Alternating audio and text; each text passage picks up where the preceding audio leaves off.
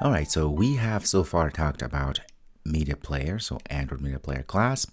And next, we are going to be talking about SoundPool. So SoundPool is a little bit different than media player. Well, first of all, media player is good for long sounds. So let's say if you want to create a music player or you want to play music and sounds that are longer in length, right? So you would definitely use media player.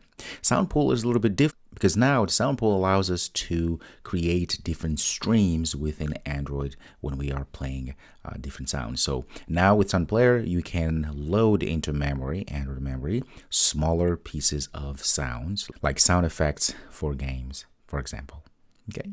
Now, SoundPool internally uses Media Player, but the way that memory resource is used is a little bit different than the way we do in Media Player. Okay, let's go ahead and take a look so we can see the differences here.